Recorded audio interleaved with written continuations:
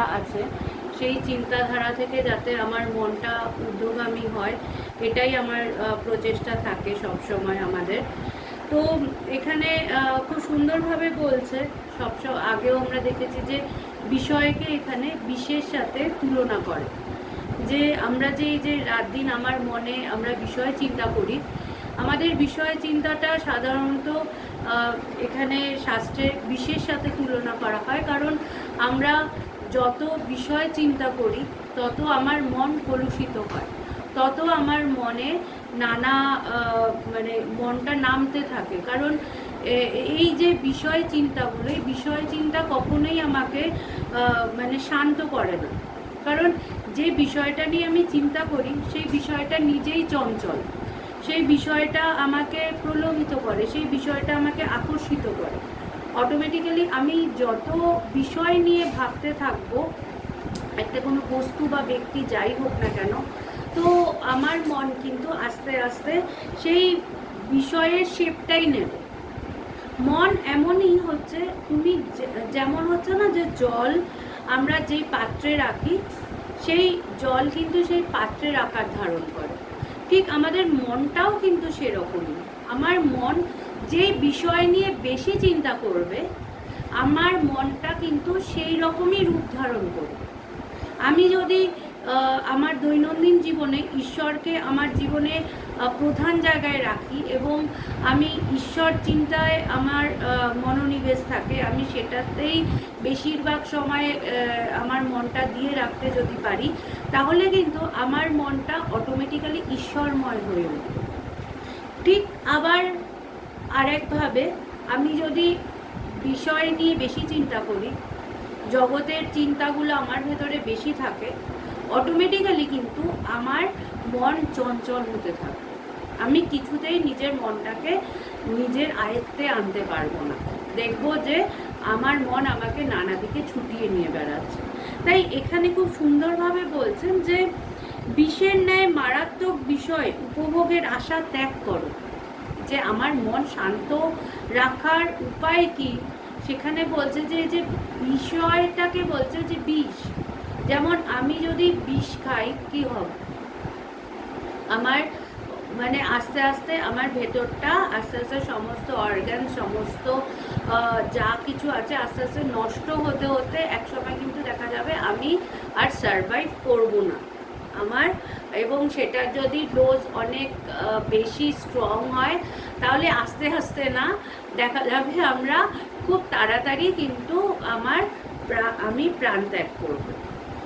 ঠিক একইভাবে আমার মানে যেমনভাবে আমি যদি সব সময় ভীষণভাবে রাত দিন জগৎ ব্যবহার করতে থাকি, অটোমেটিক্যালি আমার মন কিন্তু বিষয়ে মানে ভরপুর হয়ে থাকবে। আমি আমার দ্বারা মানে আমি ভালো চিন্তা করা, পজিটিভ চিন্তা করা, এটা কিন্তু হবেই না বলতে গেলে। কেননা আমার মানে যেমনভাবে এই চিন্তা, পজিটিভ চিন্তা, ঈশ্বর চিন্তা আমার মনকে আস্তে আস্তে ঊর্ধ্বমুখী করে, ঠিক একইভাবে কিন্তু আমি যদি রাত দিন বিষয় চিন্তা করি, সেটা কিন্তু আমার মনকে নিম্নগামী করবে। বিষয়ের কিন্তু ভীষণ শক্তি। আমরা ভাবি যে একাধবার আমার ঈশ্বর মানে অনুভূতি হলো, একাধবার আমি আমার সমাধি হলো, আমি আমার ধ্যানটা খুব ভালো হচ্ছে, তো আমি খুব নিশ্চিন্ত হয়ে গেলাম যে আমার জগতের থেকে আমার মন সরে এসেছে, আমি মানে এই পথে খুব ভালোভাবে আমি রয়েছি, আমার কোনো ভয় নেই। বলছে না, ভয় কিন্তু সর্বত্রই আছে। কেন? কারণ আমরা মানে গতিবেগের উল্টো দিকে যাচ্ছি, মানে জগৎ যেদিকে আছে তার উল্টো দিকে যাচ্ছি। জগৎ বলছে যে এই বিষয় সত্য, এই জগতে যা রয়েছে, যা দেখছি সমস্ত কিছু সত্য, এটা নিয়ে থাকো। কিন্তু আমরা কি বলছি যে না, এই যে এই বিষয়গুলো আমরা যেগুলো নিয়ে আছি, এগুলো যেন আমার মনকে বেশি আকর্ষিত না করতে পারে, এগুলোর মধ্যে মন বেশি দিও না, তুমি অন্তর্মুখী হও। সুতরাং আমি যদি এই মানে আমি উল্টো দিকে যেহেতু যাচ্ছি, তাই জন্য আমার এই অন্তর্মুখী, আমার ভেতরের শক্তি অনেক বেশি হওয়া দরকার, নচেত এই জগতের বিষয়ের চিন্তার শক্তি এতটাই প্রবল যে এটা কিন্তু আমাকে আমার এই চিন্তার থেকে, আমার এই যে আত্মচিন্তা থেকে আমাকে টেনে বের করে নিয়ে আসবে। আমি যদি রোজ অভ্যেস না করি তাহলে কিন্তু যেই মনটা দিয়ে আমি রাত দিন ঈশ্বরের কথা ভাবছি, সেই মনটাই একসময় বিদ্রোহ করে বলবে যে না, এসব ঈশ্বর টিশ্বর কিছু নেই, এসব এগুলো করে কোনো লাভ নেই, জগতে যেই সব জিনিসগুলো আছে এগুলোই বেশি সুন্দর, এগুলোই আমাকে বেশি লাভ, বেশি আমাকে সমস্ত কিছু মানে আনন্দ দিচ্ছে, তৃপ্তি দিচ্ছে, আমি এই জগৎ নিয়েই থাকবো। এই মনই কিন্তু বলবে। যেই মনে আমি একসময় ভীষণভাবে ঈশ্বর চিন্তা করেছি, সেই মনই কিন্তু আবার বলবে যে না, এখানে কোথাও কিছু, এগুলো কিছু নেই, এগুলো করে কোনো লাভ নেই। তাই জন্যে বলছে যে আমার মানে তুমি সাবধান হও, প্রতি মুহূর্তে সাবধান হও যে আমার মন যেন যেই জায়গায় রয়েছে সেখান থেকে না নামে। যেমন এখন তো অনেকেই মানে সাধারণত দেখা যায় যে ঘুড়ি ওড়ায়, যে একটা কোনো মানে পার্টিকুলার ওই একটা দিনে ওই মানে ওই দিনটাতেই মানে যখন ঘুড়ি ওড়ায়, বিশ্বকর্মা পুজোর সময় ঘুড়ি ওড়াচ্ছে, বাস হয়ে গেল। তো খুব বেশি মানে এই সব বাইরের যে এই খেলাধুলায় মানুষের এখন অত সময় নেই। কিন্তু আমরা ছোটোবেলায় আমি আমার দাদার সাথে অনেক মানে এইসব ঘুড়ি ওড়ানো, এই খেলাধুলা এগুলো অনেকই করতাম। তো আমার মনে আছে যে যখন মানে হাওয়া, আমি ঘুড়ি মানে যখন হাওয়াটা আমার ফেভারে আছে তখন ওড়ানোটা ভীষণ সহজ, কিন্তু যেই মুহূর্তে আমি উল্টো দিকে যাচ্ছি, যখন মানে আমি যেখানে ওড়াচ্ছি তার উল্টো গতিবেগ উল্টো, সেখানে কিন্তু ঘুড়ি ওড়ানোটা খুব কঠিন হয়ে দাঁড়াতো। তাই জন্য ঠিক একইভাবে আমাদেরকেও জানতে হবে, আমরা যে এই আধ্যাত্মিক চর্চা করছি, আমরা যে অন্তর্মুখী হওয়ার চেষ্টা করছি, আমরা কিন্তু জগতের উল্টো দিকে এগোচ্ছি। সবাই যেদিকে ছুটছে আমরা কিন্তু তার বিপরীত দিকে যাচ্ছি। সুতরাং আমার ভেতরে শক্তি যথেষ্ট, মানে আমার ভেতরে যথেষ্ট শক্তি হতে লাগে যাতে আমি এই বাইরের জগৎ, বাইরের যে টান, সেই টানকে উপেক্ষা করে আমি অন্তর্মুখী হতে পারি। এটা কিন্তু এত সহজ নয়। কেন? কারণ বাইরে সমস্ত কিছু ভীষণই লোভনীয়। তাই জন্য এখানে পরের লাইনটাই বলছে যে বিষয় ভোগ লিপ্সাই মৃত্যুর রূপ। বলছে এই যে বিষয় ভোগ করার যে ইচ্ছা, যে লোভ, এটা কিন্তু বলছে মৃত্যুর রূপ। কেন? কারণ আমি যখনই এদিকে ছুটছি, এইগুলো আমাকে তো আমার নিজের অন্তর যে আমার যে মানে স্বরূপ, তার থেকে আমাকে দূরে নিয়ে যাচ্ছে। এবার যত আমি আমার স্বরূপের থেকে দূরে যাব, তত তো আমার মন চঞ্চল হবেই, আমি তত মৃত্যুর কাছাকাছি যাচ্ছি। কেন? আমার চঞ্চলতা বাড়ছে। চঞ্চলতা যখনই বাড়ছে, আমার টেনশন বাড়ছে, আমার স্ট্রেস বাড়ছে, আমার মানে মন, এই আমাদের রোগগুলো বাড়ছে। একটার সাথে একটা কানেক্টেড, এই মনের সাথে শরীর কানেক্টেড। এই জন্য বলছে যে মনটাকে সবসময় শান্ত রাখার চেষ্টা করো, মনটাকে সবসময় ভালো রাখার চেষ্টা করো। কেন? কারণ আমার মন যদি খারাপ থাকে, আমার অটোমেটিক এটা শরীরের ওপরেও কিন্তু প্রভাব ফেলবে।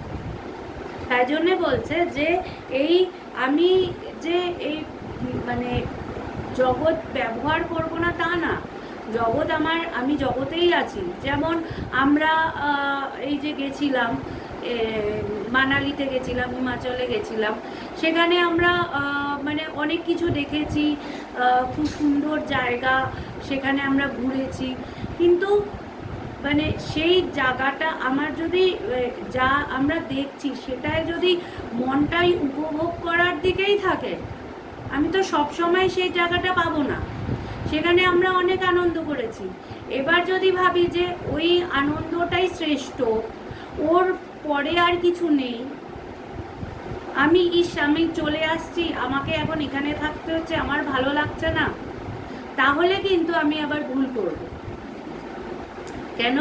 কারণ কোনো কিছুই কিন্তু পার্মানেন্ট নয়, আমরা সেটা জানি যে জগতে প্রত্যেকটা জিনিস বদলাচ্ছে।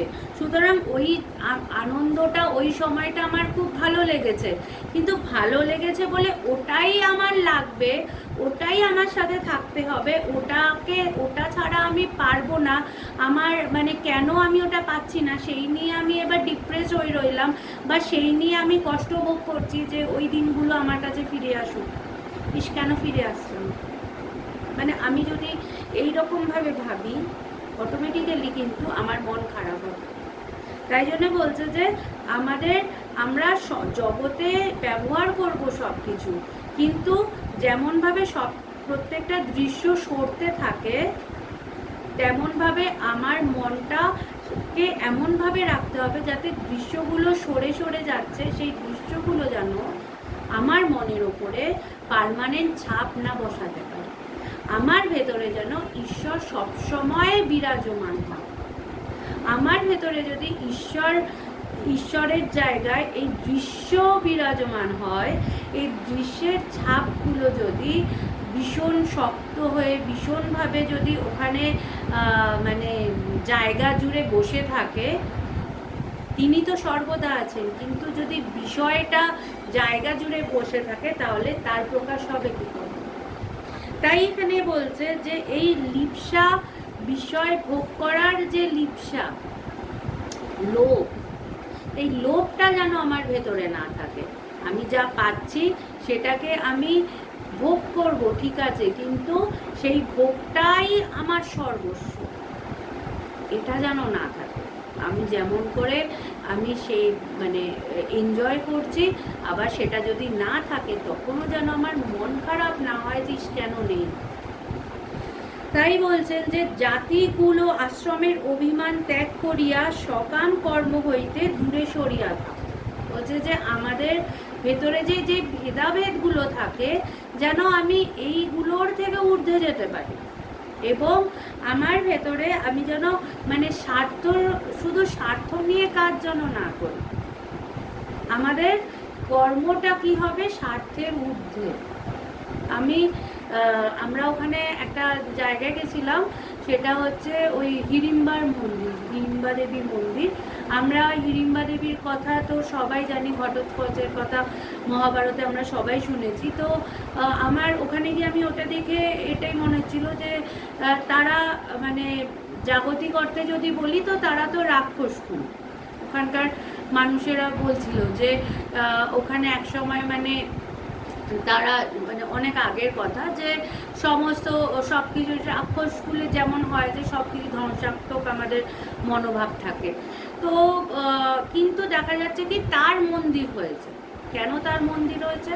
কারণ বলছে যে যখন এই যুদ্ধে বলছে যে মানে রাক্ষস হই বা আমরা মানে মানুষই হই না কেন, আমার ভেতরে যদি আমার পশুত্বকে নাশ করে আমার ভেতরে যদি ঈশ্বরত্বকে আমি প্রকাশ করতে পারি, তাহলে কিন্তু আমার যেই শ্রেণীর মানুষই আমরা হই না কেন, আমরা কিন্তু বাইরে থেকে শ্রেণী বিভাগ করি যে ও ছোট, ও নিচু জাতি, ও অন্য জায়গার, আমরা সেইভাবে মানুষকে নিজের থেকে আলাদা করার চেষ্টা করি। কিন্তু এখানে আমি যেটা দেখলাম, আমার যেটা দেখে মনে হচ্ছিল যে মহাভারতে যখন কর্ণ আশীর্বাদ পেয়েছিল যে মানে সে যে অস্ত্রটা পেয়েছিল সেই অস্ত্র যার উপরে প্রহার করবে সে কিন্তু তৎক্ষণাৎ তার মৃত্যু হবে।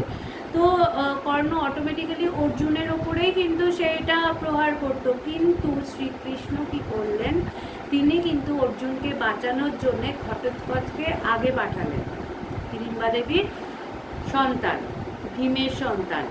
তো অটোমেটিক্যালি সে জানে কিন্তু তার মৃত্যু হবে, কিন্তু সে মানে জগতের হিতের জন্যে তিনি আগে গেলেন, অটোমেটিক্যালি সেই তীরে তার মৃত্যু হয়। সেই জন্যে তার কিন্তু মন্দির ওখানে রয়েছে, তাকে কিন্তু পুজো করা হয়, মানুষ কিন্তু সেই জায়গায় তাকে কিন্তু দেখতে, সেই মন্দির, সেই স্থান, সেখানে এখনো হিড়িম্বা দেবী তার পায়ের চিহ্ন রয়েছে, এখনো কিন্তু মানুষ প্রচুর ভিড়, লাইন দিয়ে সবাই সেই মন্দির, সেই সেখানে সেই পায়ের পদচিহ্ন সেটা দেখতে যায় মানুষ। তো সেটাই হচ্ছে বলছে, যখন তুমি কোনো নিষ্কাম কর্ম করবে, যখন তুমি জগতের জন্যে একটা বৃহৎ কোনো উদ্দেশ্যের জন্যে নিজের সংকুচিত মনের যে ইচ্ছা, যে বাসনা, সেটা যদি আমরা ত্যাগ করতে পারি, সেটাই কিন্তু মহৎ কাজ। আজকে সেই মহৎ কাজ করেছে বলে তার কিন্তু মন্দির রয়েছে। সেই যুদ্ধে কিন্তু অনেকে ছিল, কিন্তু সবার কিন্তু মন্দির নেই।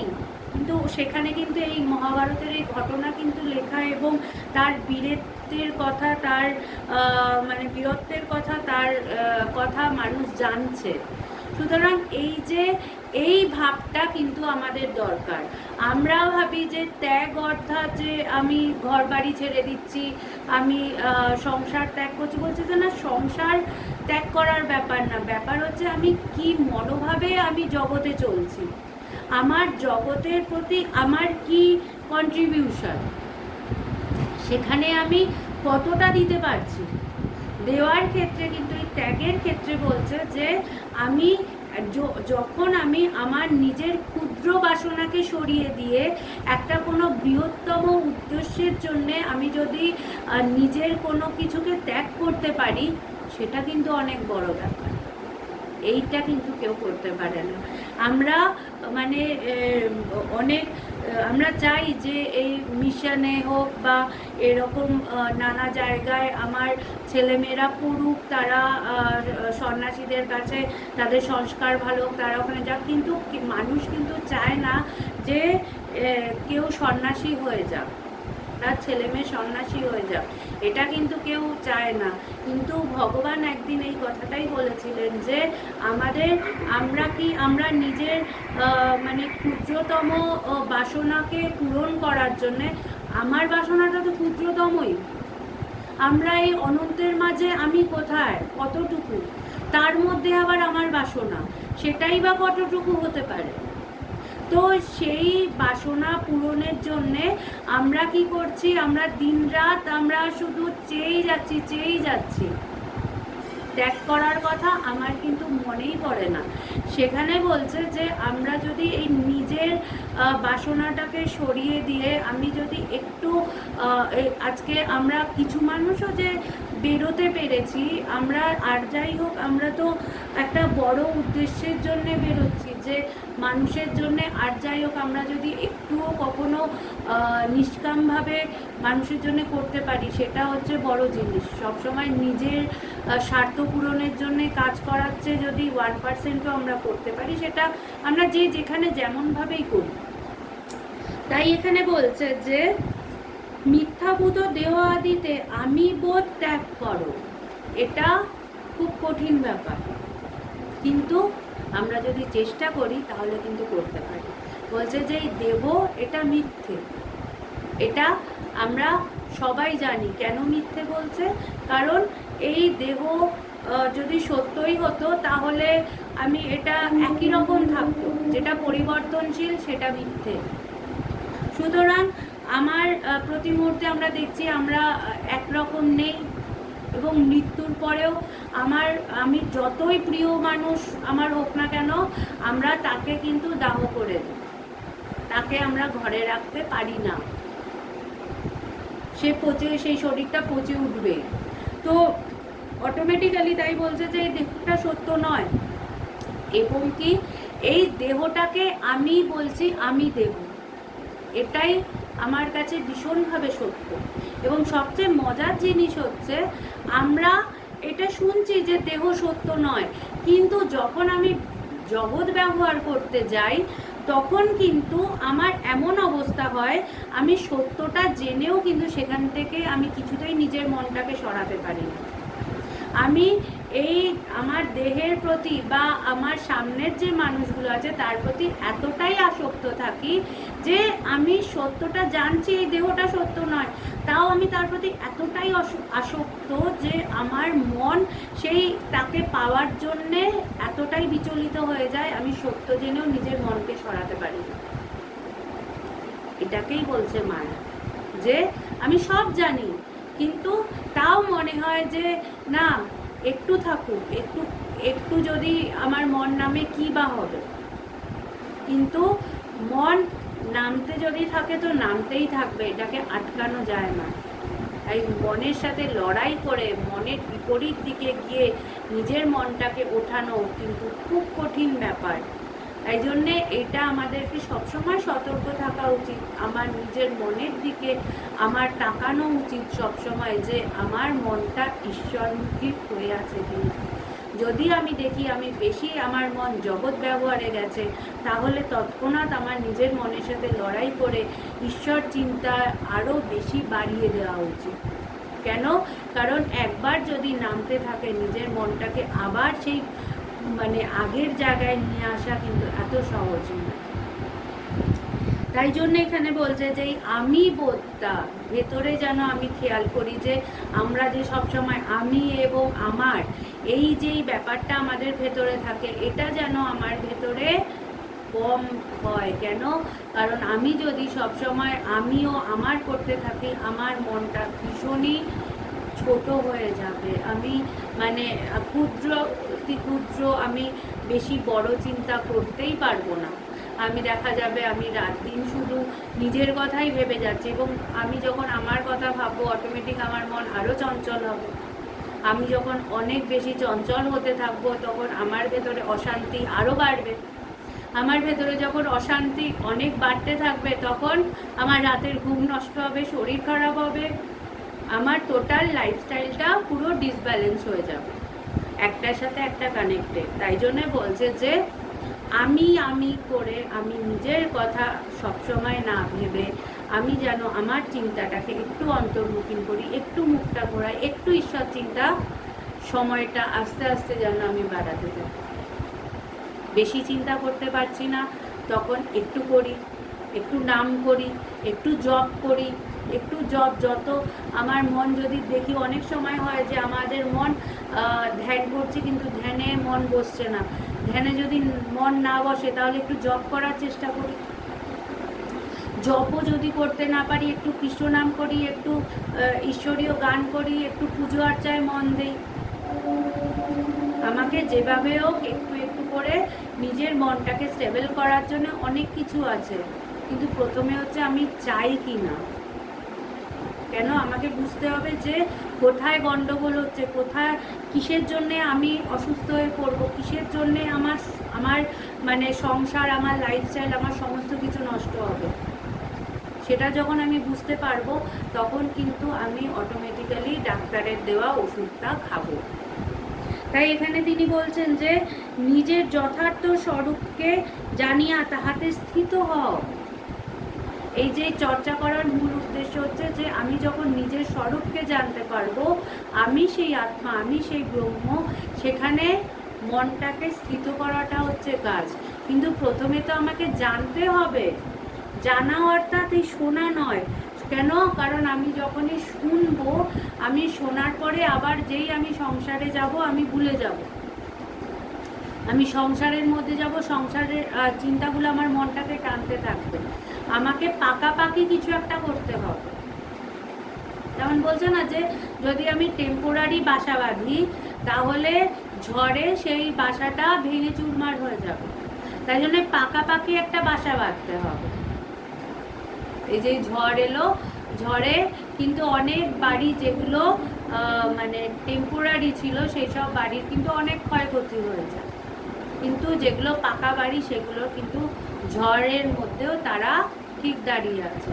ঠিক একইভাবে আমার ভেতরে আমি যদি এই যে একটু ধ্যান করছি, একটু নাম জপ করছি, একটু ঈশ্বর চিন্তা করছি, এই একটু একটু যখন করি তখন আমরা যখন সিরিয়াসলি এটাকে ঈশ্বরকে প্রধান না রাখি, আমি প্রধান জায়গায়, আসল জায়গায় আমি যখন না রাখি, তখন কিন্তু ঝড়ে এই টেম্পোরারিলি আমার ভালো লাগছে, আমি ঈশ্বর চিন্তা করছি, আমার মন ভালো হয়ে আছে, মন শান্ত হচ্ছে, শুনছি, ভালো লাগছে, কিন্তু যেই ঝড় আসবে তখন কিন্তু সব কিছু এলোমেলো হয়ে যাবে।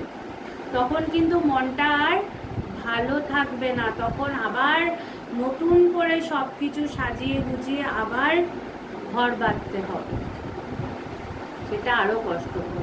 তাই জন্যে ডিমোশন যেন আমার না হয়, আস্তে আস্তে আমার মনের যেন উন্নতি হয়, সেটাই কিন্তু আমাদের লক্ষ্য রাখা উচিত। এবং হতে হতে একটা সময় ওই স্থিত হওয়া যেটা বলছে যে আমি যেন যে স্বরূপ যাকে জেনেছি সেখানে যেন আমার মন স্থিত হয়। বস্তুত তুমি দ্রষ্টা, মন হইতে ভিন্ন এবং অদ্বয় ব্রহ্মস্বরূপ। বলছে আসল হচ্ছে তুমি দ্রষ্টা, অর্থাৎ আমার এই দৃশ্যগুলো সব পরিবর্তনশীল, কিন্তু আমি আমি সেই ব্রহ্ম, অর্থাৎ আমি সদা সর্বদা আছি দ্রষ্টা হয়ে, যে আমার সামনে দিয়ে সব কিছু যাচ্ছে। আমি যখন বাচ্চা ছিলাম তখনও তিনি ছিলেন, যখন আমার বয়স হচ্ছে তখনও তিনি আছেন, যখন আমি বৃদ্ধ হব তখনও তিনি থাকবেন। তিনি সদা সর্বদা, তিনি সব সময়, তিনি নিত্য, তিনিই একমাত্র নিত্য। সুতরাং আর বাকি যে আমার সামনে দিয়ে সমস্ত কিছু, সব কিছু পরিবর্তনশীল, সব কিছু সরে যাচ্ছে। দেখবে যখন ট্রেনে করে যাবে ভালো বোঝা যায় যে আমার ট্রেনটা এগোচ্ছে যেমনভাবে, আর সমস্ত দৃশ্যগুলো আস্তে আস্তে সরতে থাকছে। ঠিক একইভাবেই আমার জীবন যেমনভাবে এগোতে থাকে, আমাদের প্রথম থেকে আমরা কত মানুষের সাথে আমাদের পরিচয় হয়, সবার সাথে কিন্তু পরিচয় থাকেও না, কারুর সাথে থেকে যায়, কেউ আসে কেউ চলে যায়। সারা জীবন আমার সাথে সবাই থাকবেন এটা কিন্তু নয়। কিন্তু তারপরেও আমরা কিন্তু কিছু কিছু সময় আমার ভেতরে ক্ষোভ আটকে রেখে দিই, ভেতরে সেই ক্ষোভগুলোকে ধরে রেখে দিই। কিন্তু বলছে যে আমি যদি সত্যি ঈশ্বরকে পেতে চাই তাহলে এই ভেতরে কোনো কিছুকেই ধরে রাখলে হবে না। আজকে একজন ভদ্রলোকের সাথে বৃদ্ধ দম্পতি